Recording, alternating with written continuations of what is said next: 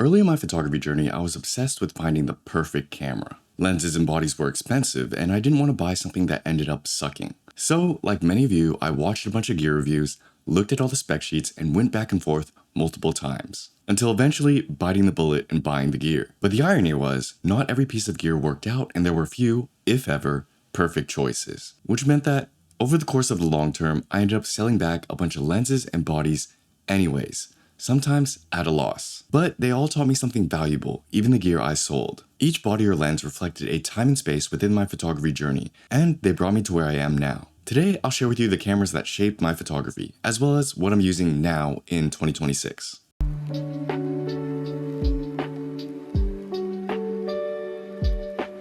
Stumbling upon street photography, RX100 Mark III. My first real photography camera was the Sony RX100 Mark III. Before that, I'd only used action cameras and iPhones as I was more into video back then. But in 2019, when me and a few friends decided to go on a trip to Korea, I started taking photos, and I've never really stopped since. Back then, I didn't know what street photography was. I didn't know what I wanted to capture. I wasn't even sure why people preferred photos over videos. I just understood that there was something missing in my videography, composition-wise, and the only way to figure that out was through photography. So I spent that time photographing as much as I could. The compositions were messy, the edits were kind of ugly, and there was no real understanding of what I was doing. But looking back, in a sense, that could have been my truest state of photography. Because I was unmuddled by the outside world, preconceptions, and ideas of what my photos should look like, I was able to enjoy it more, I think. The RX100 is a great series of compact cameras that have held up surprisingly well over the years. They're small and portable, simple to use, and decently priced as entry-level cameras. I think they're a solid choice for anyone trying to get into photography or videography, as they can do both, and really allow you to familiarize yourself with the craft. I did eventually outgrow the camera, but the RX100 Mark III marks an important first step in my photography.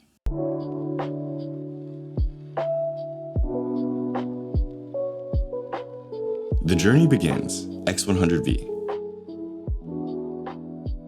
Eventually, I did end up selling the RX100. Although it was a great camera, I felt like the body and handling was a bit lacking. I wanted something more that would allow me to understand photography better, and that brought me to Fujifilm. Fujifilm had manual controls, which made manual exposure easier and faster.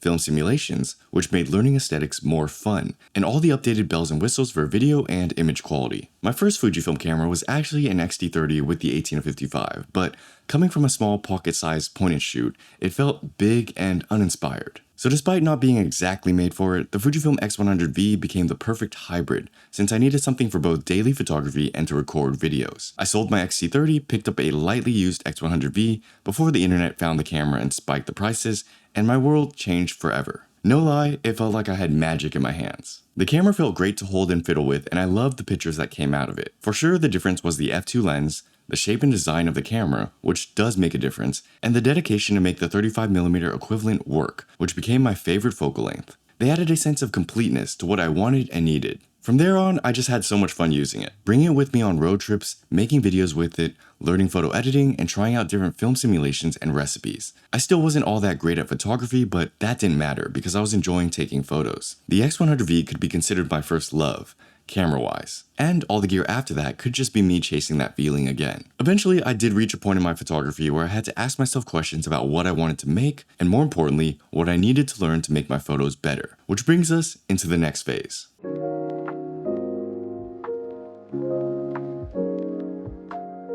Expanding my range, X-T4, X Pro 1, and 18mm. Looking back on it, I could have probably stuck to the X100V forever and never looked back. But this next phase was something I needed to go through because finding the perfect camera that early on was a stroke of luck. Since the X100V is a fixed prime point and shoot, I didn't yet get to experience and learn the many other sides of photography. So even though I found my favorite, a part of me kept wondering, how would my photos look in these other focal lengths or with this other gear? This led me to pick up cameras like the Fujifilm X Pro 1 with the 18mm, the X-T4 with the 16-55, and even dive into film photography. I began to experiment with all sorts of things that weren't the X100V. Part of this was because I needed to learn how to use other gear. The other part was because I couldn't help but wonder if I was missing out on something. People have different favorites, and because others praised other things, I wanted to test that and see it for myself. The X Pro 1 taught me about sensor, megapixels, and how to make photography work on an older camera. The 18mm made me realize how far you could get with a lens that wasn't very popular back then, and also that 18mm wasn't my preferred focal length. The X-T4 I needed for video and to film myself, and I still use it today. The 16-55 showed me the possibilities of having really good glass, as well as helped me learn to understand the other various focal lengths, tighter ones especially. Stuff like the Konica Auto-Reflex TC and the Hexagon lens that came with it helped me step into film and learn how to shoot on older glass. Things like the Bronica SQA taught me to slow down, really compose the frame, and was a fun and novel way to experience photography. These different bits and pieces of gear, although I only have one left, taught me some pretty important lessons. And it allowed me to close the door on many sides of photography I'm no longer focused on now.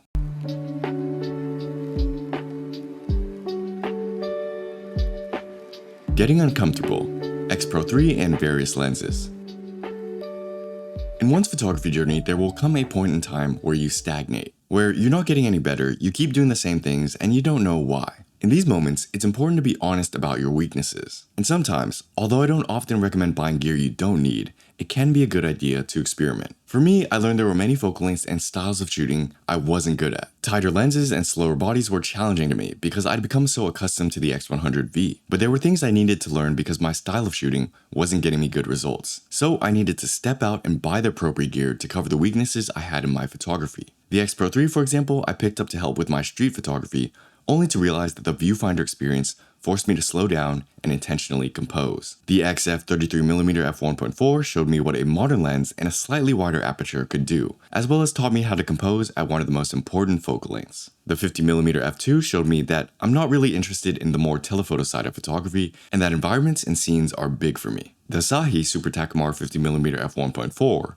was like a vintage reset, reminding me that modern lenses are all pretty sharp and have a cleaner look in comparison to older lenses, but you can still get good results regardless. And the 18-55, which I used instead of the 16-55, taught me the importance of stopping down and how to pick the right focal length for each particular shot. Notice how each piece of gear I chose in this phase was different. I could have bought something like the 23mm f1.4, which I was quite interested in, and it would have suited my photography better, but I didn't, because I knew that wasn't what my photos needed. It would have just resulted in me taking the same photos on slightly different glass. Each piece of gear I chose was uncomfortable in some way, as they deviated from the X100 experience, but they all forced me to figure it out and find a way to make it work, which changed how I viewed the other focal lengths in the world itself. So when I switched back to the X100 series, my photos actually got better, because shooting with something I was bad at taught me a lesson I needed to learn that would have been harder to learn on the X100 alone. So if you suck at something or find yourself stagnating, that could be the craft itself revealing to you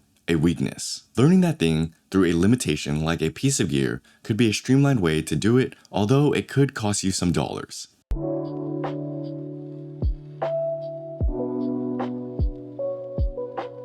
Return to the 35mm equivalent, X106. After spending many years using different gear, I finally reached a point in my journey where I feel comfortable just using the X106. I'm no longer worried about missing shots at different focal lengths because I didn't bring that lens with me. Similarly, I've learned the many lessons I needed to and have applied that to my X100 photos. A year and a half ago, I took a trip to Cambodia and shot mostly on the X100V, and I loved it. Back then, I fantasized about how great it'd be to sell all my other gear and just use the one camera. Recently even, I spent 2 weeks in Tokyo and only used the X106, and that was a great experience as well. Shooting one camera, one lens is a great relief because there's less to worry about and the results are better. So this sentiment has been growing and growing within me, and I think it's proving itself to be true. I now know what I want to capture, and I'm okay with letting the other photos or looks go, because I want to be an expert at just this. Street photography with a 35. I'll still have the 18-55 if I ever need to shoot a landscape here or there, but if I'm trying to take photos with different pieces of gear all at once, my photos will be worse. I finally come full circle in my journey, and it's awesome. But here's the thing. I didn't know I was expanding my range back then. I didn't know I was covering my weaknesses or learning the things I needed to learn to improve my photography. The pieces all make sense now when I'm looking back at the whole experience retrospectively. So if I could go back and do it again, I'd be more intentional, because there was a lot of gear I didn't need to buy. I think many photographers buy gear for no reason and they don't think about what they want to capture or what they're weak at. But if you look at gear as a way to shape your photography, to eventually reach a point where you can narrow down what it is you want to capture, then every piece of gear becomes relevant. Don't buy gear just to buy gear. Think of gear in lessons as a way to try something new, fix a weakness, or make you better. Then it becomes less and less about whether you ultimately keep that lens or not, because finding something that doesn't work out is still as valuable as finding something that does work out. For example, I no longer have to worry about 50mm or 14mm photography because I've learned I don't care that deeply about it. Each piece of gear should contribute in some way to what you want to do with photography overall. This may mean a longer journey or a shorter one camera or 10, but they'll all add up. And don't overthink it. If you know in your heart that this camera and lens is the perfect combo for you and you don't need anything else, you can ignore all the other gear noise and just focus on the work. So that was a run through of the cameras that shaped my photography. I am now back to just using the X100 cameras and the X-T4 for video, and I plan to keep it that way for a while. Hopefully you found this useful or interesting. Share this with a friend if you did. If you want to learn more about photography, check out either Photography Essentials or Photography Systems. Thanks for watching as always. Happy shooting. I'll see you in the next video. Peace.